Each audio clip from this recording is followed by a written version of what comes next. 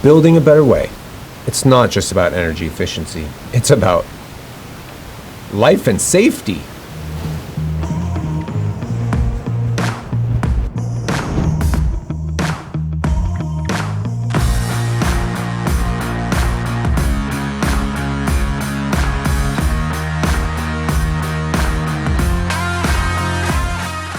Here we are today, again at the Cliff House, and today we're going to be talking life and safety, and specifically we're going to be talking life and safety on a deck overlooking an ocean. And so we're here with Juan Flores, who's the project manager for this project. And Juan, tell me a little bit about the story of this deck, because honestly right now it doesn't look very safe. No, obviously not. We don't have a handrail, a ward rail. So yeah, essentially since we started construction, this entire deck, it was part of a lot of damage with the water. We found a lot of water leaks, and then since we started remove everything, we turned down pretty much the whole thing and then rebuild it, and then in a better way. Okay, so we tore it all out because it was rotted and it really wasn't structurally sufficient anymore. Correct.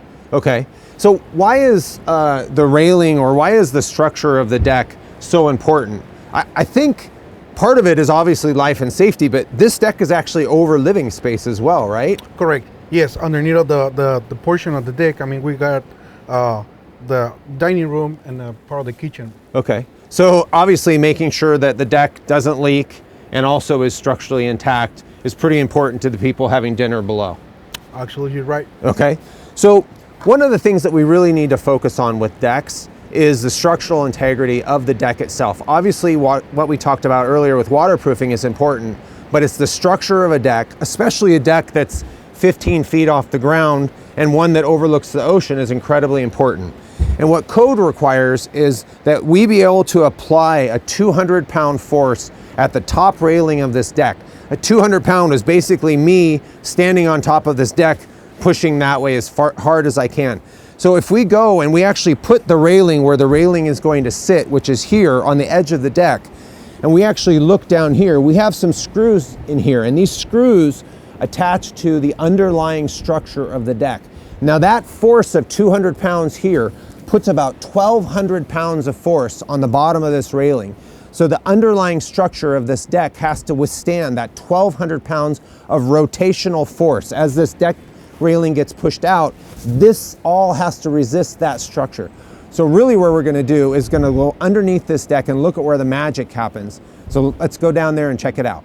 So now on, we're underneath the deck and we're looking at the underlying structure of the deck. And this is a portion of the deck that's actually outside the house. And what we're seeing is these deck rafters, or these deck joists. And these deck joists are supporting the plywood and the deck, but they're also supporting this big laminated material here called the rim joist. And the rim joist is attached to the deck joist and really depends on its structure and for the functioning of the railing, because the railing is really attached to the rim joist and not the deck joist. So Juan, tell us, how did you make that rim joist strong enough to withstand the loads of that railing? Yeah, basically what we did, we just put it every 3 feet. We call deck straps.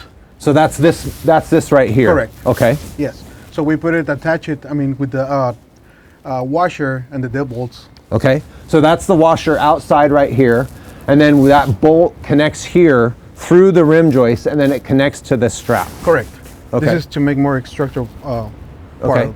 So that strap looks a lot like the hold down straps that we see when we bolt houses down to their foundations and to make shear walls. And it really is involving a tension. So this strap pulls all the tension, all the forces from this rim joist onto this rafter. Correct. And it's putting those bolts, so it's bolted into the rafter in the side of the rafter where it's actually strongest. So most of the time you're putting bolts and screws into the face grain of the rafter or whatever structural lumber you are. And the way that those things get their strength is that the screws or the nails go into the grain of the structure, and the tightness of that grain attaches to either the shank of the nail or the threads of the screw. But when you put it at the end of the rim joist or the end of the rafters here, like if you were just to nail that rim joist into that rafter, you're actually putting that screw into the ends of those wood fibers, and there's no structural integrity to that. And so what you would get is, as soon as you put load on that rim joist, it would pull those nails or screws out because they don't have any load there. And so what we've done is we've taken kind of the weakness of wood, and by using some hardware, we've actually made it so that it's actually an incredibly strong member, and it can support all of that load that we're putting on that rim joist from that railing. Does that make sense? Correct. Yes. Okay. Totally makes sense. So really what we're talking about is a small usage of hardware to dramatically increase this life and safety. Now, one, that must have a huge impact on the cost of the deck, right? I mean, how much did those straps cost? No, actually, no. I mean, essentially, it's just taking us like 20 minutes to install each one with a $10 per piece. So that strap is only $10? Yes.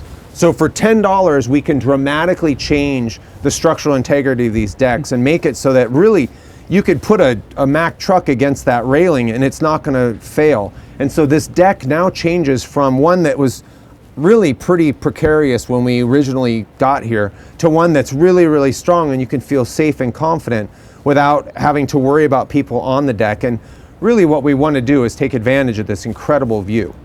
And so today we've really learned about life and safety, and really building a better way and building great homes is not only about building efficient, structurally strong buildings, but it's about taking care of life and safety.